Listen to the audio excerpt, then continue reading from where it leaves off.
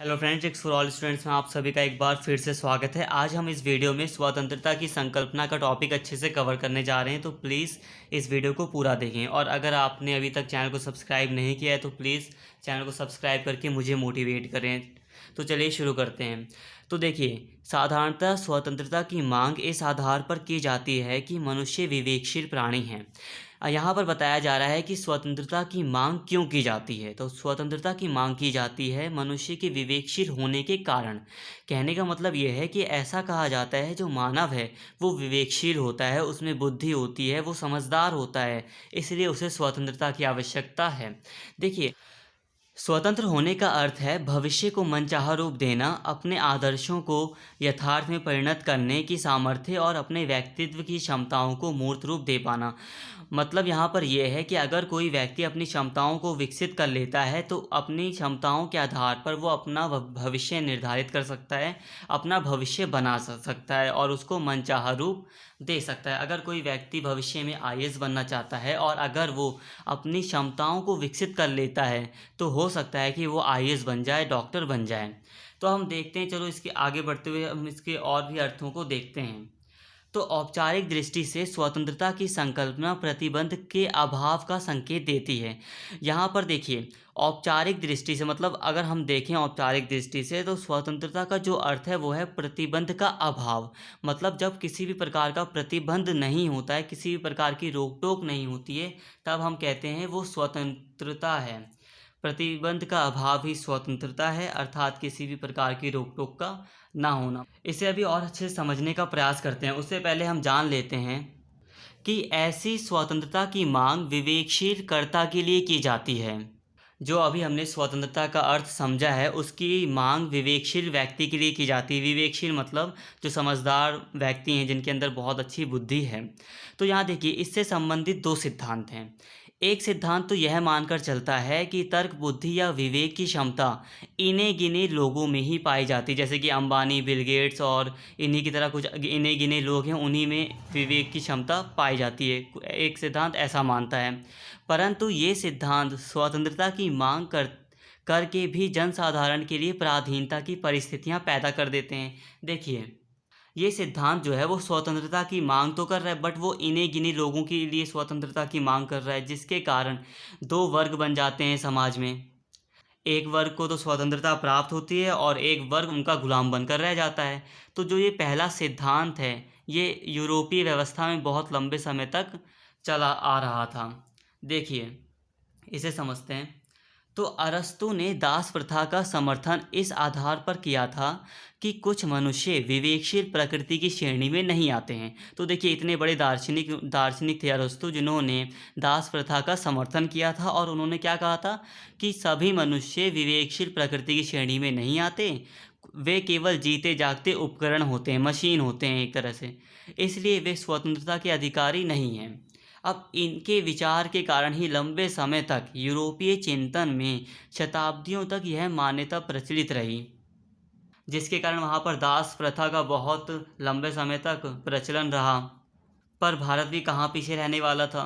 तो देखिए, प्राचीन भारत की जाति प्रथा यानी कि कास्ट सिस्टम के अंतर्गत भी सद्गुण की क्षमता की दृष्टि से भिन्न भिन्न जातियों के मनुष्यों में विस्तृत भेदभाव बढ़ता जाता था। ये बात तो बिल्कुल ही सही है। परंतु आधुनिक विज्ञान ने यह सिद्ध कर दिया है कि मनुष्य मनुष्य में ऐसा कोई तात्विक या गुणात्मक अंतर नहीं होता है। उदाहरण के लिए हम डॉक्टर बी आर अम्बेडकर का उदाहरण ले सकते हैं। अगर देखा जाए तो प्राचीन भारत के हिसाब से तो जाति प्रथा में डॉक्टर बी आर अम्बेडकर की तो कोई जगह ही नहीं थी वहाँ पर। उनकी तो कोई क्षमता ही नहीं थी ना, अगर हम जाति के आधार पर देखें।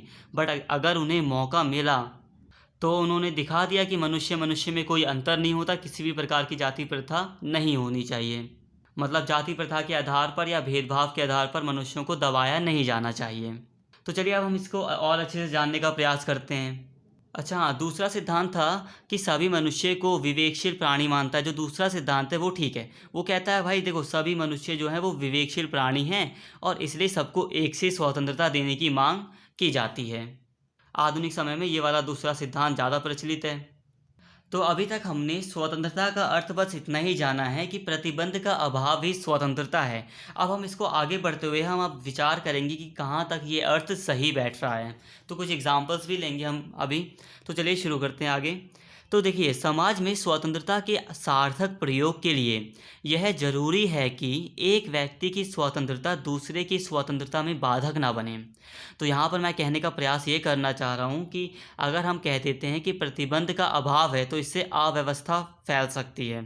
तो यहाँ पर हमें ध्यान देना है कि एक व्यक्ति की स्वतंत्रता दूसरे की स्वतंत्रता में बाधक ना बने। देखिए, इस तरह यदि स्वतंत्रता पर कोई अंकुश ना हो, मतलब किसी भी प्रकार का अगर स्वतंत्रता पर प्रतिबंध ना हो, रोक टोक ना हो, तो वह स्वच्छंदता या लाइसेंस का रूप धारण कर लेती है। लाइसेंस का मतलब होता है कि एक तरह से बहुत ज़्यादा आज़ादी।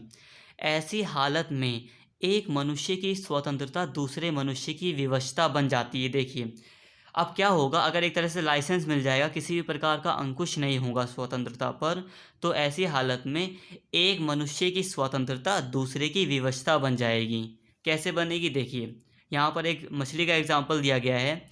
बड़ी मछली छोटी मछली को अपना आहार बना सकती है। देखिए, बड़ी मछली अगर स्वतंत्र है तो इसके कारण क्या होगा, छोटी मछली को अपने प्राणों से हाथ धोना पड़ सकता है। भाई, अगर बड़ी मछली को भूख लगेगी तो वो तो छोटी मछली को खा लेगी, अगर उसे आज़ादी है तो। इसी तरह हम कुछ और एग्जांपल लेते हैं। यदि चोर की स्वतंत्रता दूसरे का माल चुरा लेने की खुली छूट चाहे, अगर मतलब चोर चाहता है कि मेरी स्वतंत्रता तो इसी में है कि मुझे दूसरे का सामान चुराने की आज़ादी हो, तो इससे क्या होगा? भाई, ये तो बहुत बड़ा मजाक ही है। और यदि सड़क पर गाड़ी चलाने वाले की स्वतंत्रता जिधर भी चाहे जितनी रफ्तार से गाड़ी चलाने या मोड़ देने में निहित हो, तो अन्य यात्रियों की स्वतंत्रता ही नहीं छिन जाएगी, उनके जान माल को भी खतरा पैदा हो जाएगा। तो यहाँ पर यही दिखाया जा रहा है कि अगर प्रतिबंध का अभाव हो पूरी तरह से तो क्या हो सकता है, दूसरों की स्वतंत्रता में बाधा पड़ सकती है। इसका सबसे अच्छा एक और उदाहरण मैं देना चाहूँगा, सबसे अच्छा डीजे का दूंगा। अगर आपका घर है और आपके पड़ोसी अगर बहुत अच्छे से लाउड स्पीकर का यूज़ कर रहे हैं तो इससे आपको बहुत मतलब परेशानी होगी, आपकी स्वतंत्रता में एक तरह से बाधा आएगी। तो सबको स्वतंत्रता तभी प्राप्त हो सकती है जब सब पर कुछ ना कुछ प्रतिबंध लगा दिए जाएं। मतलब यह है कि अगर सभी की स्वतंत्रता पर एक समान प्रतिबंध अगर हम लगा देते हैं, तभी सभी को स्वतंत्रता असली में प्राप्त हो सकेगी। यही कारण है कि स्वतंत्रता नियम और व्यवस्था की मांग करती है। जैसा कि अभी हमने उपरोक्त उदाहरण देखे थे, उससे हमें क्या समझ में आया कि अगर प्रतिबंध का अभाव होगा तो अव्यवस्था फैल जाएगी। तो यही कारण है कि स्वतंत्रता नियम और व्यवस्था की मांग करती है।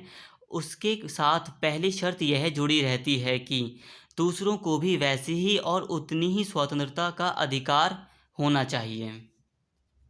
अर्थात भिन्न भिन्न व्यक्तियों की स्वतंत्रता एक दूसरे के लिए बाधक नहीं बननी चाहिए। इस तरह हम देखते हैं कि स्वतंत्रता पर समानता का अंकुश अंकुश रहता है। समानता का अंकुश कैसे रहता है कि मतलब सभी व्यक्तियों की स्वतंत्रता पर थोड़ा थोड़ा मतलब एक समान रूप में प्रतिबंध होता है। तो हम कह सकते हैं कि स्वतंत्रता पर समानता का अंकुश रहता है। तो अभी हमने समझा कि अगर हम चाहते हैं कि सभी को स्वतंत्रता प्राप्त हो सके तो इसके लिए स्वतंत्रता पर समान रूप से प्रतिबंध भी होना चाहिए। ये व्यवस्था करने के लिए कि व्यक्ति अपनी स्वतंत्रता का प्रयोग करते समय दूसरे की स्वतंत्रता में बाधक ना बने। अगर हमें ये व्यवस्था करनी है कि एक व्यक्ति दूसरे की स्वतंत्रता में बाधक ना बने, तो इसके लिए राज्य की सत्ता की आवश्यकता जरूरी हो जाती है। परंतु देखो, ध्यान देने वाली बात यह है कि उस सत्ता पर अंकुश भी होना चाहिए। अगर हम राज्य को बहुत ज़्यादा अधिकार दे दे रहे हैं कि वो ऐसी कानून व्यवस्था बनाए जिसमें सभी को समान स्वतंत्रता मिल सके, तो सही है। परंतु राज्य की सत्ता इतनी भी अधिक नहीं होनी चाहिए कि वो व्यक्तियों या नागरिकों की अपनी जो स्वतंत्रता है उसे नष्ट कर दे। मतलब एक लिमिट में राज्य की सत्ता होनी चाहिए, ताकि एक व्यक्ति दूसरे व्यक्ति की स्वतंत्रता में बाधक ना बने। अब हम कानून और स्वतंत्रता को देख लेते हैं कि कानून स्वतंत्रता की किस प्रकार से रक्षा करता है। तो देखिए, जहाँ तक लोकतंत्र देशों का सवाल है, लोकतंत्रीय और कल्याणकारी राज्य के अंतर्गत कानून का ध्यान स्वतंत्रता की रक्षा करना और उसे बढ़ावा देना है, तानाशाही देशों में तो हम कुछ नहीं कह सकते, परंतु अगर लोकतांत्रिक देशों में कानून बनाया जाता है तो उसका पहला उद्देश्य तो लोगों की स्वतंत्रता की सुरक्षा करना ही होता है। तो देखिए, तो कानून के दो उद्देश्य मेनली रूप से होते हैं। तो एक उद्देश्य दूसरों की स्वतंत्रता की रक्षा करना, या कभी कभी हमारी अपनी स्वतंत्रता की रक्षा करना हो सकता है। देखिए, जो कानून है वो हमें मिलावट करने से रोकता है ताकि हम दूसरे के स्वास्थ्य को खराब ना कर सकें। इसके साथ ही कानून हमें लाल बत्ती पर अपनी गाड़ी रोकने के लिए भी कहता है, ताकि हम दूसरे की स्वतंत्रता या दूसरे की जान के लिए खतरा ना बन सकें, और इससे हमें खुद भी क्षति हो सकती है। इसलिए कानून हमारी भी स्वतंत्रता की रक्षा करता है। और दूसरा उद्देश्य ये हो सकता है कानून का, कि कानून के प्रतिबंधों का दूसरा उद्देश्य सामाजिक मूल्यों या आदर्शों की रक्षा करना हो सकता है। उदाहरण के लिए, जो कानून है वो हमें कहता है कि एक लाइन में हमें रहना चाहिए, हमें मतलब जो हमारी लाइन है वो तोड़नी नहीं चाहिए। समझ लीजिए, जैसे कि अगर हम वोट देने जाते हैं तो हमें अपनी लाइन नहीं तोड़नी है। ऐसा इसलिए कहता है ताकि सभी को समान न्याय मिल सके वहाँ पर। तो अब हम स्वतंत्रता के प्रकार को भी हल्का हल्का डिस्कस कर लेते हैं। ये इतना इम्पॉर्टेंट नहीं है, बट अब स्वतंत्रता के प्रकार हैं तो इम्पॉर्टेंट थोड़ा सा तो है ही है। तो स्वतंत्रता के 3 प्रकार हैं मेनली। तो नागरिक स्वतंत्रता, राजनीतिक स्वतंत्रता और आर्थिक स्वतंत्रता। नागरिक स्वतंत्रता में दैहिक स्वतंत्रता, बौद्धिक स्वतंत्रता और व्यावहारिक स्वतंत्रता आती है। नागरिक स्वतंत्रता में मतलब कहने का है कि व्यक्ति अपना मत दे सकता है, अपना विचार सामने रख सकता है, समाज में अपने संबंध बना सकता है। और राजनीतिक स्वतंत्रता में व्यक्ति किस प्रकार अपनी सरकार बनाता है, ये उसे स्वतंत्रता होनी चाहिए, वोट देने जैसे अधिकार होने चाहिए। और आर्थिक स्वतंत्रता में जो व्यक्ति की आर्थिक गतिविधियां हैं उन पर किसी प्रकार का प्रतिबंध ना हो। इनके अगर हम गहराई में समझें तो इनका अर्थ, बहुत सारे अर्थ निकलेंगे इनके, बट अभी हमारे लिए इतना इम्पोर्टेंट नहीं है, तो हमें इसे यहीं पर छोड़ते हैं। इसके बाद जो हमारा अगला टॉपिक है वो है नकारात्मक और सकारात्मक स्वतंत्रता, जो कि मोस्ट इम्पॉर्टेंट है।